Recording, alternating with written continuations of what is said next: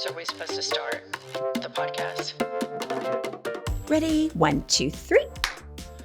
Welcome, welcome, welcome. Here we are in Trump's America, the rebellion, the resistance. We're just going to keep fighting, aren't we, Pumps? That's right. Keep on keeping on. What have you had it with? Okay, I'll tell you exactly what I've had it with. People that sing to overhead music in public like they're in their car alone. This happened to me twice this last week. One time I was waiting in a vet's office and there's overhead music playing. And I hear like harmony and the la-las and like loud. So I look around, I'm like, is it echoing? What's going on? I look around, one of the ladies that works there, she is just singing at the top of her lungs. And I look around at her coworkers and nobody's acting like that's abnormal. I think it's the weirdest thing I've ever seen. Then I was in an elevator. We're trapped in the world's slowest elevator. And the woman is singing out loud to the music. I've never seen anything like it. I was making eye contact with this lady across from me. We were just like, what is happening? Like I wasn't sure we weren't getting punked. So here's my public service announcement. Unless you have a record label, do not sing in public. That is private. No one wants to hear you ooh-la-laing and harmonizing because chances are you suck. It was unbelievable. So were they good at singing? Okay, I will have to say this. The lady in the vet's office kind of had a good voice, but not anywhere near she needed to be singing and serenading the entire office, by no means. But it wasn't like my voice terrible. The elevator one, I think that's kind of weird. The vet office, I mean, everybody has to go to work 40 hours a week, a lot of times more, and they're grinding. And I kind of like that lady was just so uninhibited that she was just belting it out at work. I kind of envy that. Like lack of inhibitions? Yeah. I'm here. Just like singing. Yeah, she's making lemonade. I'm kind of for her. The elevator, you were in a uniquely hostage style situation where it sounds like that person was somewhat of a sadist. The vet person, I'm kind of for her because it sounds to me like she's just like, I'm at work. There's nothing I can do about it except for try to make the best of this. And it sounds like that's what she was doing. And that's why her coworkers were just like, yeah, Shirley likes to sing and we just let her do it. Shirley just sings out loud to an entire office. Yeah. So anyway, Shirley, I think you ought to tone it down. Jennifer's all for it. Yeah, I'm all for that. The elevator person, that's really bothersome. Yeah, it was. I think there's a whole weird psychological experience and experiment that goes on in elevators. It is just, sometimes you have people that stare at you. All of the most awkward interactions I ever have are in elevators. And elevators are just really weird. Yeah, I've had weather conversations in elevators more than once. That doesn't surprise me one bit. Yeah. All right, let me tell you what I've had it with. I've had it with the growing prudeness of MAGA. And now they have proposed in 2 states 2 new laws in Ohio, and I believe it's Mississippi. Conception begins at erection. Are you serious right now? Yeah. Conception begins at erection. And they want to control that semen can only leave the body when it's going to fertilize an egg. So procreation only. Yeah. Yeah. And so here's my thing. Like, everybody's doing all this weird shit in Trump's America. And I'm all for, if they want to regulate the uterus, then I think we should, tit for tat and say, okay, let's regulate the penis. But I just think that we have this growing concern in America where everybody keeps scapegoating all of these ideas. Is it sex? Is it immigrants? Oh, it's these gay people. Oh my God, these drag queens, and they just go on and on and on. When in all actuality, the problem is that you have a massive wealth disparity. Right. And so they scapegoat all of these things. But I'm just so mystified that you get elected and you can actually go and enact change. And the change you want to enact would be something that goes on in private in people's bedrooms. Well, they've been trying to regulate what's been going on in people's bedrooms since the dawn of time. But here's what I find interesting. This is the first time that I've ever heard they're trying to regulate against men. Usually they're regulating against women. Women are the recipients of the laws, the harshness, the slut labels, the slut shaming, all of those things. So now we've got life begins at erection, and you're only supposed to ejaculate if you're having sex, trying to conceive. Now that strikes me that it will never go anywhere because men will not allow it. The patriarchy will be up in arms. No, it won't. And, they're starting to try to regulate like Pornhub. Did they ban Pornhub in Oklahoma? Yes. See, Yeah. where's the back? I'm surprised MAGA's not up in arms over that. I mean, not out loud, of course, but they strike me as the type that would be all over Pornhub, because anybody that's talking about sex that much and thinking about sex that much and other people's sex lives is watching porn. Pardon the pun here, but I'm sure that all of these porn watchers have found a reach around.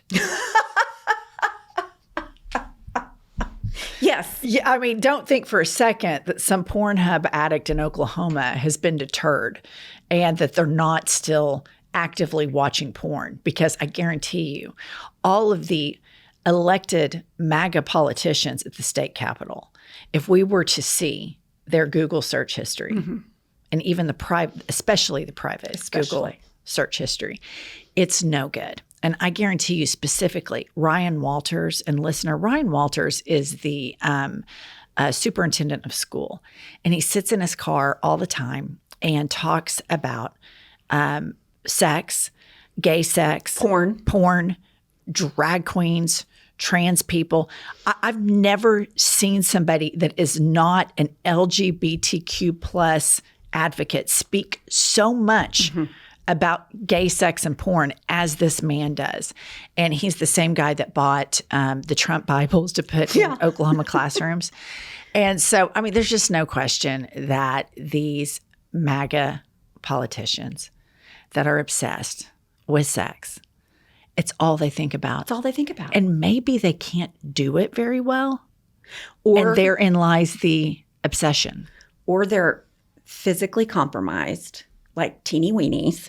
So they're not good performers and they have issues with that. But I'm 100%, I have never, especially a school superintendent that has nothing to do with sex, sit around and talk about sex and LGBTQ sex. I mean, this guy is a nut, but everything with MAGA, like the more they talk about it, the more that tells you they're thinking about it, and the more they're against it, the more it's projection, they're doing it. Oh, I mean, there's no question about it. I mean, I'm just so happy to know that when we have all of these issues facing, our country and humanity as a whole, the one thing these dipshits are trying to regulate is the one thing that we are genetically encoded to do, which is reproduce, which tells you how breathtakingly stupid these people are. Welcome to I've Had It. I'm Jennifer. I'm Angie. All right. I have a couple of news stories I'd like to share.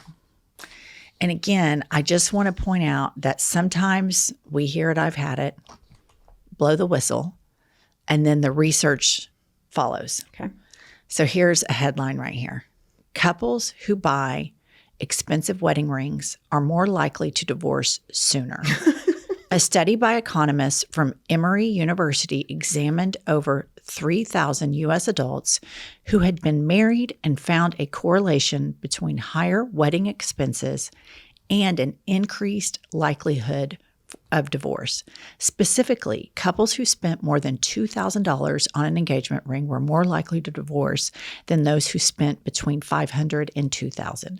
The research also suggested that extravagant wedding costs overall were linked to shorter marriages, possibly due to financial strain leading to marital conflict. Okay, my 2 cents from personal experience on that article is one or both of the participants in the wedding, the bride or the groom. In my specific example, it was me. I was far more worried about the party, the ceremony, the dresses, the bridesmaids, the flowers, far more interested in that than I was the groom or the marriage that would follow the ceremony. So like the next day when I was married, I was just like, oh, okay.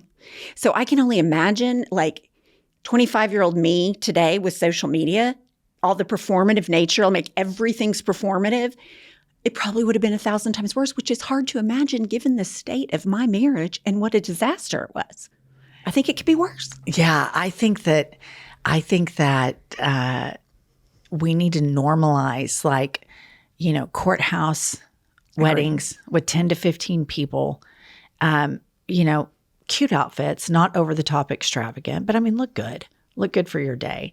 But I've said this before on the podcast, and I'll say it again. I've been to like 2 in the last 5 years, really big, highly produced weddings. Both couples were divorced, within 2 to 3 years. Yeah. Don't you think it's just they're more interested in the party and the ceremony than the actual marriage? Yeah, I think so. I think that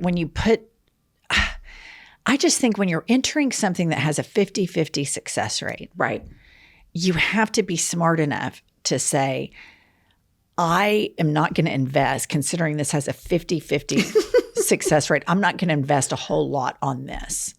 And so I would advise the women, because where we live, sadly, a lot of people still adhere to these traditional gender roles where the parents of the bride have to brunt the bill. And so I would say, brides, have your parents write you a check for the expense of the wedding. Put it in your name and your name only. Right. Invest it. Don't ever tell your significant other that you have it until you've been married like 30 years. Till there's sweat equity, there's time equity. Otherwise, keep that money to yourself and always have an escape route. Absolutely. Being in divorce law, the number one thing, if I could go back and redo my life and advise my clients, don't quit working. Do not give up your access to income, and never, ever let your spouse put you on a budget and only give you a certain amount of money a month. You would be shocked how many people have a joint account and the wife stays at home, the husband puts in just enough for like groceries, gas, whatever, just the basic expenses, so that she is financially strapped and has no choices, is completely stuck in that routine while the rest of the money stays in an account with his name only. It's terrifying. Yeah. All right. Next up, we have men with beards may be more stable romantic partners, study says. Men with beards aren't necessarily out looking for a new partner, just keeping the one they have, according to a study published in the Archives of Sexual Behavior, while clean-shaven men reported more mate-seeking motivation. Men having more facial hair reported less mate-seeking motivation, but more mate retention and kin care motivation, reported the study, which looked at 414 men aged 18 to 40 and examined their facial hair enhancement motivations. The findings, bearded men are in it for keeps. So I have to say, Josh has been a much better partner since he's had a beard. This is just anecdotal evidence. Right. Granted, when he shaved all the time, he was also battling a massive drug addiction. But it's kind of like when he let the beard come in, he has been a much better mate. Well, I'm glad to hear that. Here's the thing. I don't necessarily, I know Josh has a beard, but when I envision what they're talking about, it's one of those long, nasty beards. But I really like kind of this clean shave. What would you call that? It's a close-shaven beard that Josh has. It's very groomed. I like that. And I don't feel like that is as bad of skirting, because I see a lot of men that skirt with beards. They have a big beard to hide aging or spot. I don't know. I just feel like the big beards with the food in them are gross. Yeah, I think that this article is talking about because beards are so popular now. I think you have the ZZ Top beards, which I think that's what I'm thinking we could all agree are unattractive. But now you have across all age groups, kind of the GQ beard, where it's a little bit more kept And I think that's what that study's referring to, is just because beard culture has definitely made a comeback. I think the ZZ Top beards have always been unanimously disgusting. Yeah.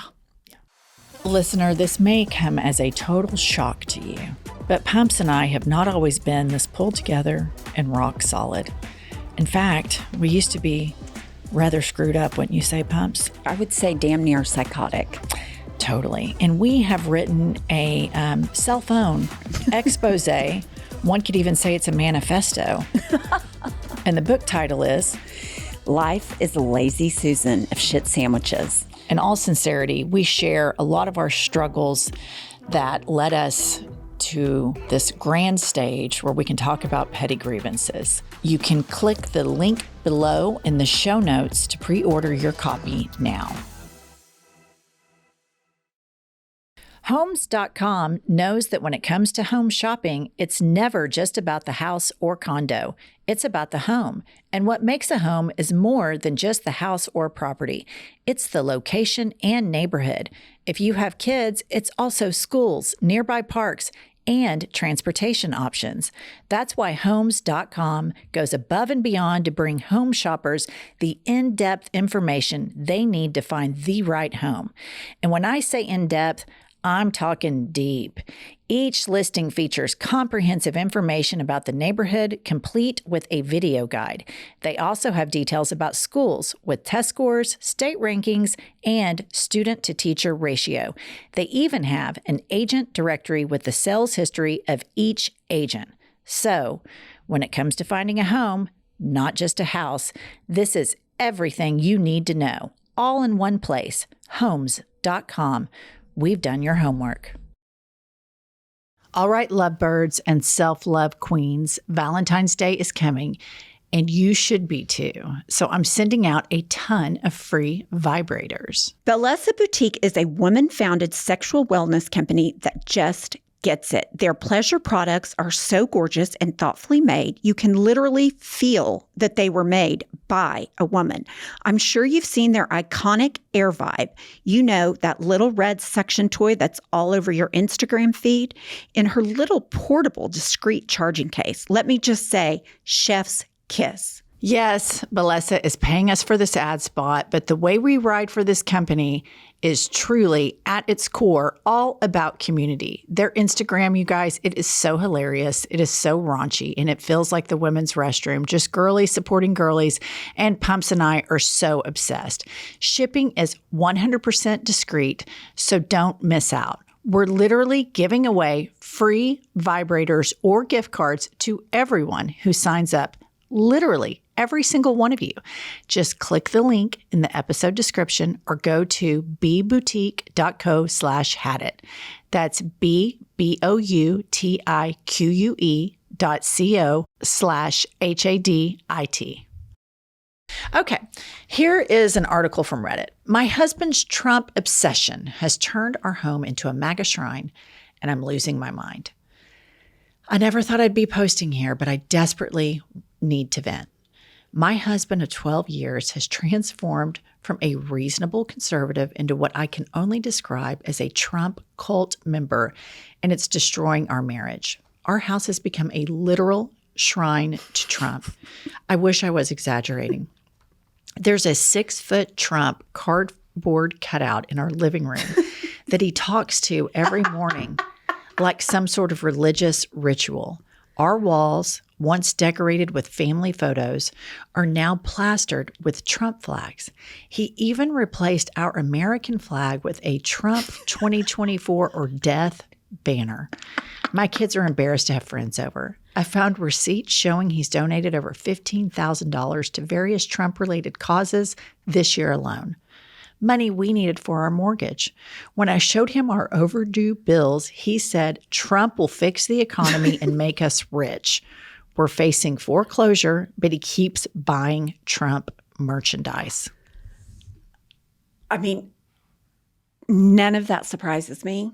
And I have just a little bit of advice for her. Get the fuck out. I mean, that is nuts.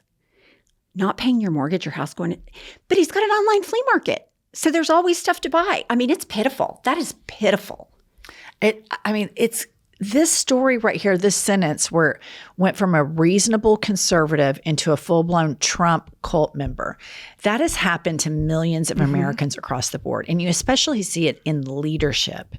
And you see these men that have literally been castrated by Trump. I'm looking at Ted Cruz, who Trump said, your wife is ugly and your dad killed JFK. Total lies. Ted Cruz stood on the stage at the RNC practically in tears saying, God bless Donald Trump.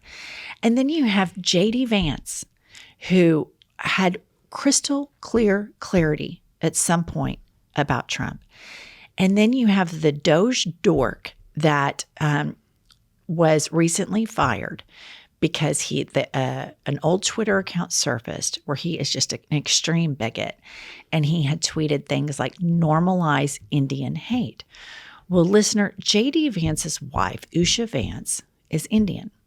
They have 3 kids. So by my calculations, J.D. Vance's children are 50% Indian. What does J.D. Vance do? He gets on Twitter and says, we should hire this person back. We shouldn't ruin somebody's life over things that they put on social media. So he has an Indian wife and 3 Indian kids, and he's so castrated by MAGA, completely neutered, that he cannot stand up for his wife and kids. And that is just unbelievable to me. So this lady's thing here, this doesn't surprise me one bit because you see all of these so-called Christians that talk about, what would Jesus do? When I walk down the beach, it's me and Jesus. We're BFFs. And then they are all chips in on the richest man in the world, Elon Musk, taking food and life-saving care from the poorest children on earth by canceling USAID. And it's just amazing to me how morally compromised Trump makes people and how they just immediately acquiesce to it. And the only thing I can think of is, probably these people are broken a lot to begin with, but Trump has given permission structures to all of these people who I think are just as a default setting pieces of shit. And maybe their religion or their marriage or something was some form of a mild mitigating factor in it that kind of kept all of their shittiness at bay. And then Trump comes out and he's like, yeah, grab him by the pussy. Let's fucking go. And they're like, fuck yeah, we can be out of the closet, pure, unadulterated, racist pieces of shit. He makes them feel good about their worst impulses. I don't think there's any question because it started with, well, Trump says what everybody else is thinking. Well, nobody else is thinking the crazy shit he says. Now you're saying it. Now you're rubber stamping sexual predators in office, fraudsters, criminals getting out of jail. Like, he is the worst of the worst, and people like it. They like it. It is, and here's just an aside. Like, this guy's almost 80, okay? And he's a billionaire. And he's, avoided incarceration. And there's no question he should be incarcerated. And he spends his spare time. Like, he's upset about 60 Minutes and Kamala Harris. He's upset about Taylor Swift. He's upset about all these super petty things that when you're younger and you're in high school and early days of college, that kind of shit would really get under your skin. But with age, you realize what other people think of me doesn't matter. Right. I don't care. I can't control that. And you get healthier and better and better. Not this guy. No, it's worse. And it's just amazing to me that he's never checked within the party. Like, on all of these crusty ass white men, that's what I've had it with. Crusty ass white men. You see him do the show and tell with his executive orders, and you look at the people behind him, and it's just this crusty, gross whiteness, these white men. And they don't check him at all. And it's, to me, they are all just the biggest group of castrated, no penis, no dick energy, not even little dick energy, none. Zero dick. It's the party of no dicks. That's what they are. I love that. Yeah. That you're exactly right. Just the biggest bunch of below beta. Even a small penis person would stand up and defend what's right. This is no dick energy. There's zero dick energy in this. You're exactly right. I love that analogy. Where's that been all my life? I don't know. I just came up with it. Kylie, what's going on with our podcast on the internet? A lot of good stuff. Our reviews. Oh, good. We're still getting them. And I'm going to read you 2 of them. This one is 5 stars, titled Seeking a Prom Date. And they write, Dearest Angelina Pumpkintina. Oh, my God. Is there any chance you might be free the evening of April 28th? I'm a single dad and a high school French teacher, and I got conned into chaperoning prom again. Sounds awful, right? Not when we're taking bets on who's going to cry first. It is a people-watching promised land, and it is never disappointed. And don't stress, I can sneak your vape in. We could probably play it off as the fog machine. The theme is Casino Royale, and I've seen these math grades. You could take home a nice little profit, too. We can probably achieve that in about 30 minutes, and then we're out. My mom will want pictures, but she's cool, corsage included. And then they left their Instagram handle. Oh, my God. How fantastic is that? Going back to okay. prom, So wait, this is a French teacher? Yes. which would be awesome to teach us French. Oh, my God. This is what I needed in Trump's America. Okay. You've officially been asked out twice. Recently. Yeah. We have the guy that wants to take you bike riding in New York that came to our show. Right. The DJ. Mm-hmm. DJ. I think his name is DJ, and he is a DJ. Okay. Okay. Right, Kylie? Yeah. Okay. Now we have a French teacher. The plot is thickening, and I am sat. I am here for it. Look at your face. I think you should do back to back. I think you should go out with one night, one the next, and then sit down at this table and just spill the tea. and just give a complete overview. Yeah, will of you do it? every detail. Can Kylie message the French teacher? No. Why won't you do this for us in Trump's America? Do you know how the suffering in our listenership right now? Here's the deal. We don't even know where it is. Does that matter? Well, yeah, because I have a kid graduating from college. Not in April. That's an I thought the last- L-I-E. L-I-E. Isn't the last weekend in April? L-I-A-R. No. You know what? You're no fun. What would you do if I said, yeah, let's go. Let's fucking go. I would get out my laptop. I would book the ticket. I would book your hotel. Then we would start shopping for your dress. I would be superb. I would be A++++. At the end of it, you would say, I never could have done all of this without Jennifer because she just took the bull by the horns and helped me get to that prom to meet my soulmate. And now I speak French. Je parle français. Right. Yeah. That would be the definite bonus. I mean, I'm not saying never, but I'm not today. Kylie, do we have that dating? Do we still have her on dating? No, apps? stop. We absolutely do. Fuck both of you so hard. Pumps, this time, instead of photoshopping you uglier to disguise you, I photoshopped you super smooth and beautiful. Did you yassify And her? I yassified her. Is she getting lots of hits? Yeah. Oh, So they can look forward to that soon. Is it on like the MAGA website still? It's on a lot of websites. I found, maybe we can just wait for the episode for me to dive into all those. This episode is proudly sponsored by Roe. Listener, do you want the fastest working GLP-1 for half the price? Our sponsor, Roe, has got you. Pumps, tell them about your experience.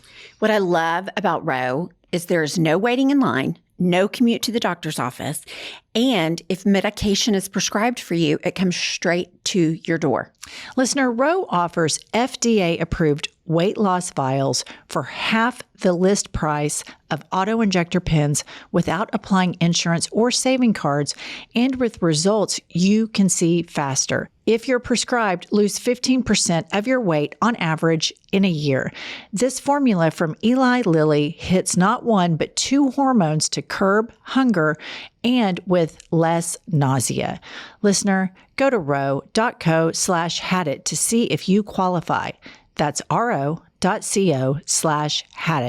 Go to ro.co/hadit sullivan.co/safety for boxed warning and full safety information about GLP-1 medications. 15% weight loss is based on a study in non-diabetics with obesity or overweight with a weight-related condition on 5 milligrams of medication and when paired with diet and exercise. Half the list price when compared to auto-injector pens and when paying cash without applying insurance or savings cards.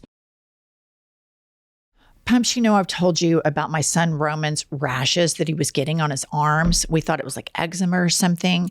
And a lot of people with that same problem found out that it's actually caused by their laundry detergent. So my dermatologist suggested that we switch to something gentler.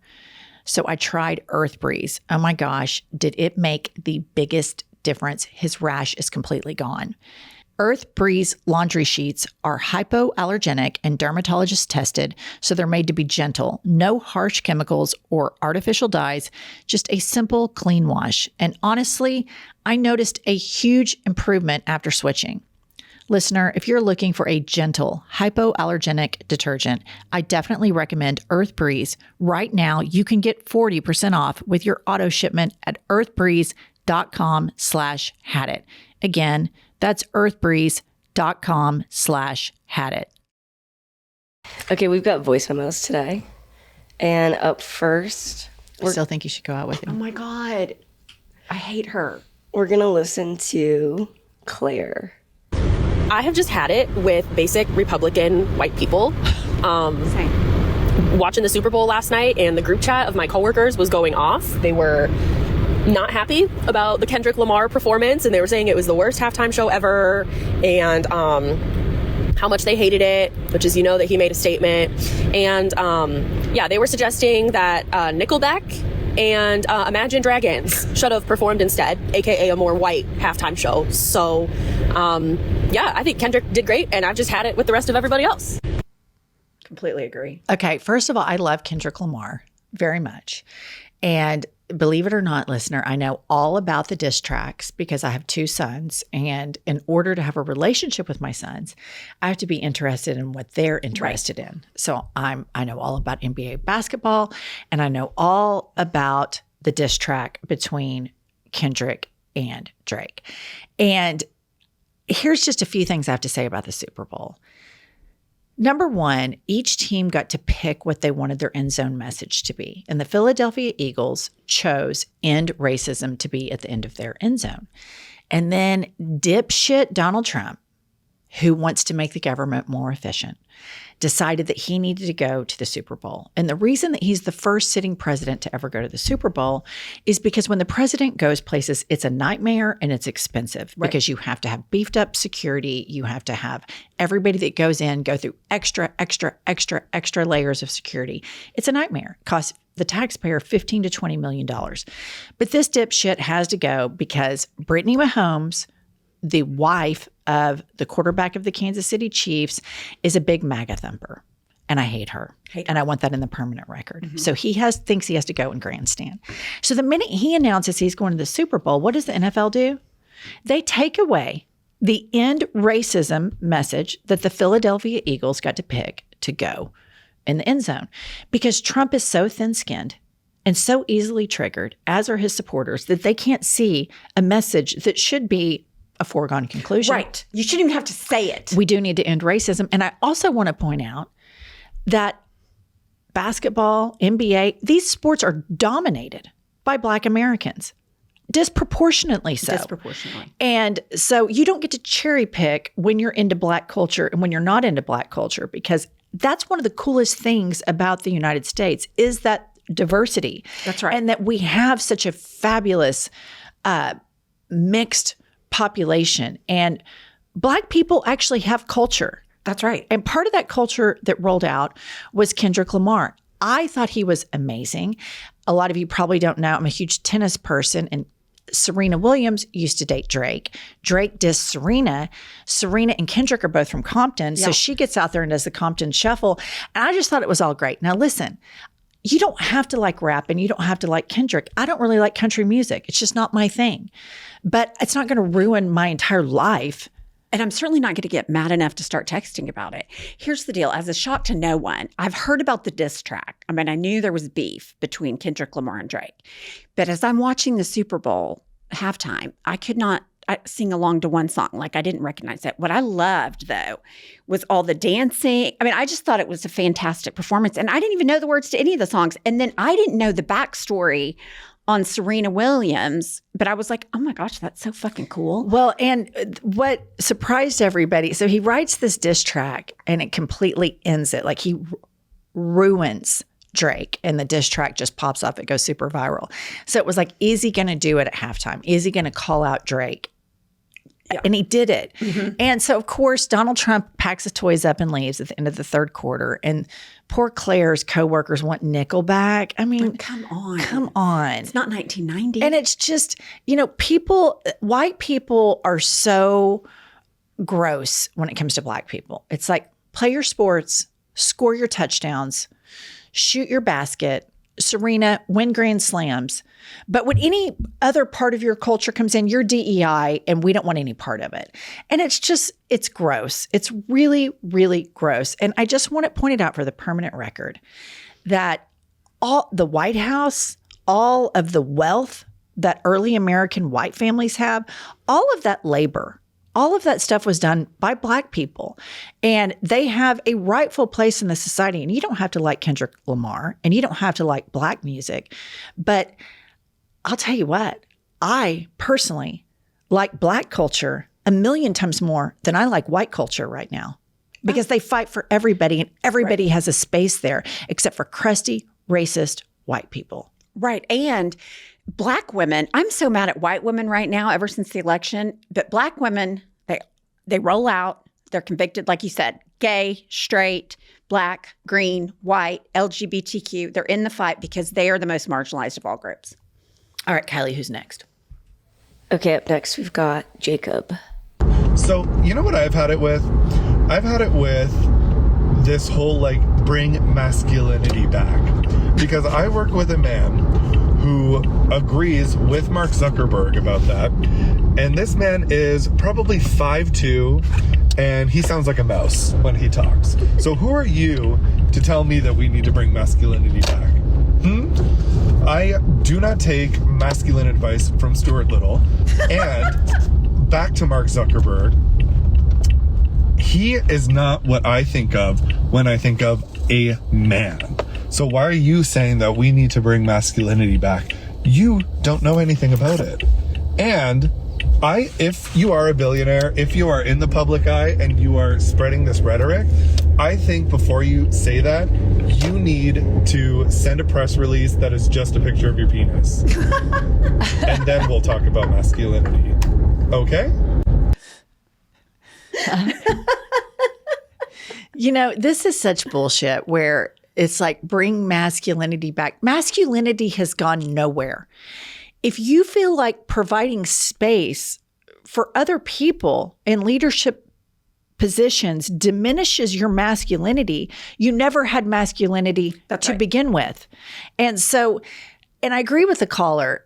Mark Zuckerberg, when I see him, I just don't think, oh God, what a man. What an alpha male. I think he's kind of a geeky, nerdy tech guy. But you know what? Here's the thing. I have space for all different types of men in my brain. This idea that men can only be a certain way, or that women can only be a certain way, is just such antiquated, low information, low hanging fruit, low IQ mentality. I mean, it's so ridiculous. And the fact that they want to jump back into these gender roles so big, it's like, listen, Mr. Masculine, we all know you probably can't get it up. Right. We all know your wife hasn't had a real orgasm with you throughout the entire course of your relationship. You advocating for this imaginary masculinity is not going to fix your issues. No, they're far bigger than just your masculinity problem. Mm-hmm. I'm so sick of hearing about masculinity. I could vomit in my mouth every 5 minutes. It's just the most masculine people that I know, that when you meet them are really alpha, have zero issue with having friends in the LGBTQ plus have zero issue with their wives having careers. And I mean, these are men who, like, from first appearance, I'm like, wow, he's kind of a stud. Like my stereotypical projection of what the, idealized masculine man is. The ones that I personally know that are like that have that affect physically are like some of the coolest people I know. And then some of the twerpiest little guys that are talking about masculinity all the time and try to project all this masculinity are thin-skinned, insecure homophobes that probably have, porn addictions and whatnot. Yeah. Here's my thing. If you have to tell me how alpha and masculine you are, I know immediately you're not. And I'm with you. I think it all boils down to massive insecurity. Massive. All right, Kylie, who's next? Okay, up next we've got Ave. Good morning, my lovely weekly therapy session of bitching and complaining. I have had it with dads whose daughters decide they want to play a sport, and all of a sudden they are a coach, even though they've never fucking touched a volleyball, a softball, a soccer ball, whatever the fuck it is. They've never touched it. They don't know shit about it, and yet they think they're qualified to coach not only their kid, but other kids. And so then when their daughter comes in contact with a coach that knows what they're doing, they think they can question them. I have fucking had it. It's power dads. It's giving entitlement, white male privilege. It's giving I hate you. So yeah, power dads. I don't think we've talked to any about them. They exist, and it's the worst with daddy's little girl. But I love you, ladies. I have a hilarious story to share about power dads. So when Pumps and my kids, so when her daughter, her second child, Emily, and my oldest child, Dylan, were 3, they joined a T-ball team. And Angie's ex-husband was the coach. That's exactly what I thought. He was the coach of the T-ball team. And I start getting these emails, and I want to remind you, they're like 3 and 4 years old. I mean, they do not know what T-ball is. They don't know come here from Sikkim. I mean, we're talking about toddlers, the most incompetent portion of the population. So I'm going into this thinking this will be funny. Right. They'll run around and it's an activity, so they're not torturing me all the time. Well, this is not the way Angie's ex-husband looked at it. I started receiving an onslaught of emails in my inbox that were 7, 8, 9, 10 paragraphs long in detail about the practices, about the uniforms, about snack time, about the strategy, about all of these things. So I call her up and I'm like, have you seen this bullshit that your husband is sending out? And Pumps, it's like if she doesn't want to know about anything, she just can like tune it out. She says, no, I won't even read it. I don't care. I don't want to know. And I'm like, oh no, I have to do a dramatic reading. You've got to hear this. So in one of the emails, he goes into this specific paragraph about, and mind you, this T-ball starts in the summer, and in Oklahoma, it is 195 degrees, 100% humidity in August. It's miserable.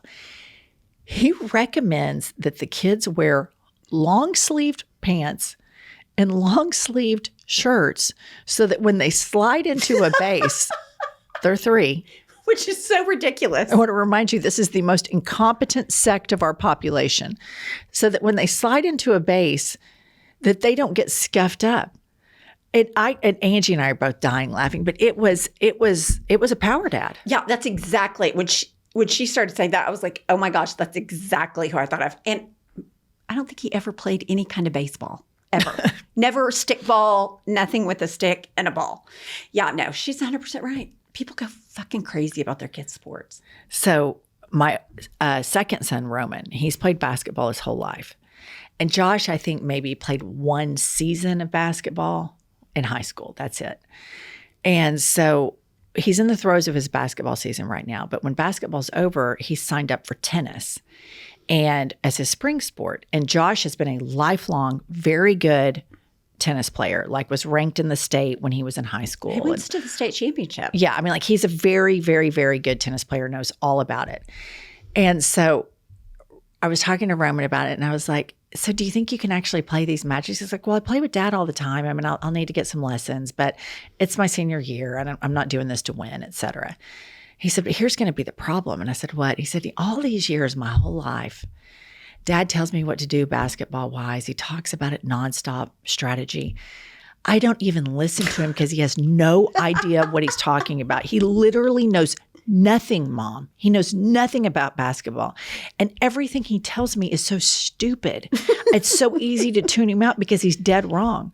But when I start playing tennis, I'm actually going to have to start listening to him because he does know. Yeah, he does. But I have to say, caller, Josh is a power dad. 100%. We have been to these games like when he played AAU basketball, where Josh got, I mean, almost in fistfights with referees. Yeah. Like this one referee, Josh is like, that's a terrible call, ref. You're horrible. You're horrible. The ref turns around and he's like, when this game is over, I'm taking the shirt off and I'm taking you outside and I'm kicking your fucking ass. And I'm watching, I'm like, that probably is a pretty good idea. I'm thinking Josh probably does need to have his ass kicked. Yeah, because he just would nonstop during games. Just awful. And they're like in 5th or 6th grade. Yeah. And so then I have it on video. The ref takes his jersey off and tried to kick Josh's ass, but some other dads intervened. But no, power dads are a problem. They're a huge problem. A huge problem. Overlooked Yeah. in favor of the power mom, but she's 100% right. No, she's right. Power dads, when it gets to sports, are every bit as bad as the power mom with the baking. And we know I could go on and on and on about all these parents that think their child is the next LeBron James. And it's just like, shut the fuck up. They're not. If your child is the next LeBron James, you will know. You will know. But more than you knowing it, Everyone else will. everybody will tell you that. Right. Right. You don't have to tell everybody because they'll already know. All right. I think that's all we have. We have some news. Okay. We started a Substack. You did. We're trying to figure out how to do it. Yeah, I was going to ask you for some help later today. And so we're going to be posting on Substack. You can go subscribe there. We have a Patreon. You can subscribe there. Substack will be more political. Patreon's more goofy. And then we have a book that is coming out that you can pre-order. It comes out the end of May. And there is a link on YouTube where you can pre-order our book. Is there any other items? Not that I can think of off the top of my head. Oh, merch. We have merch. We have merch. We have merch. All right, tell them. We will see you next Tuesday and Thursday. I'll tell you what I've had it with. Let's hear it. I've had it with that. Listen up, patriots, gaytriots, and natriots. We have a new podcast that has dropped. It's called iHip News. It's Monday through Friday, every day, 15 to 20-minute hot takes on the political landscape of the United States of America, always served with a side of petty grievances. We are on all the available platforms, Apple, Spotify, Google, whatever you get your podcasts, and YouTube. Please go rate, subscribe, and review so that we will chart upwards with America's greatest legal mind. Pumps, what does an eagle say? Caw-caw! A little bit more enthusiasm. Caw-caw! That's it. That's Caw-caw! the patriotism that this country needs right there.